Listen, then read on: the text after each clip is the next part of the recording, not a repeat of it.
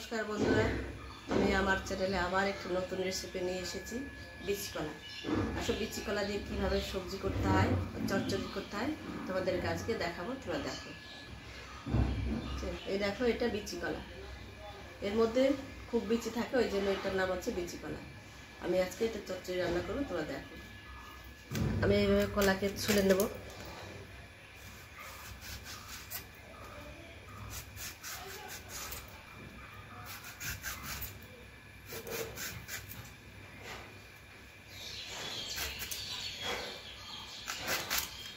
দেখো কত বিচি।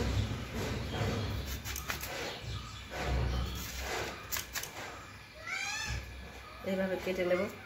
আমি 4 পিস করে জলের মধ্যে রেখে দেব।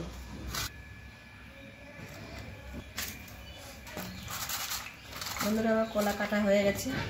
দেখো কত বিচি, এই জন্য এই কলার নাম হচ্ছে বিচি কলা। এখন আমি ভালো করে ধুয়ে ভাপিয়ে নেব। কড়াইয়ে আমি জল বসিয়ে দিয়েছি, কলাটা এখন ভাপিয়ে নেব। একটু ঢাকনা দিয়ে আমি ঢেকে দেবো। আমি এখন মশলাটা বেটে নেব। কালো সর্ষে নিয়ে নেব, কিছুটা পোস্ত, 3টে কাজু বাদাম, 3-4টে কাঁচা লঙ্কা। আমি এখন এই লবণটা দিয়ে বেটে নেব। লবণ দেওয়ার মানে হচ্ছে এই সর্ষেটা একটু ঝাঁঝ হবে।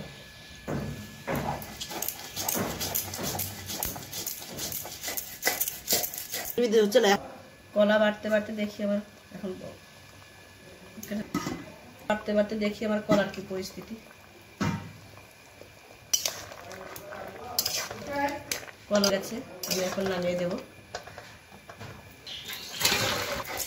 আমার গরম হয়ে গেছে, এখন আমি দিয়ে দেব তেল, একটা শুকনো লঙ্কা, ফোড়নের জন্য দিয়ে দেবো কালো জিরে, দিয়ে দেবো কলা, বিচি কলাগুলো দিয়ে দেবো।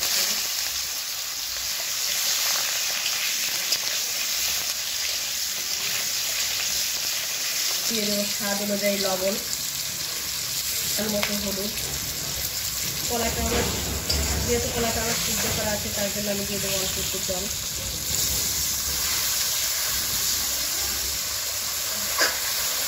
একটু ঢেকে দিয়ে আমি মশলাটা আবার বেটে নেব। বন্ধুরা বা দিদিরা, তোমরা এই সরষার মধ্যে পেঁয়াজও দিতে পারো।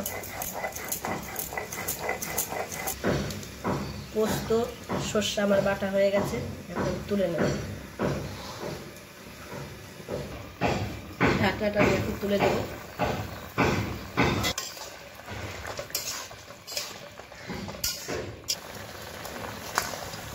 আমার কলার সবজি প্রায় হয়ে এসেছে। আমি একটু এখন দিয়ে দেবো চিনি, সামান্য পরিমাণে চিনি দিয়ে দেবো। যেহেতু আমি চচ্চড়ি রান্না করছি, ওই জন্য আমি ঝোল রাখবো না, দামাকে দামা থাকবে। এখন সর্ষে বাটা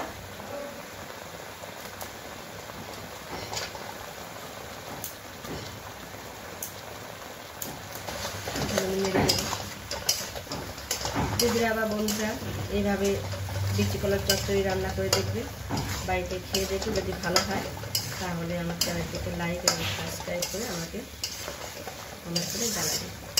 তো আমার কলার চচ্চড়ি হয়ে গেছে, আমি এখন নামিয়ে দেবো। নামানোর একটু আগে আগে আমি একটু কাঁচা তেল দিয়ে দেবো।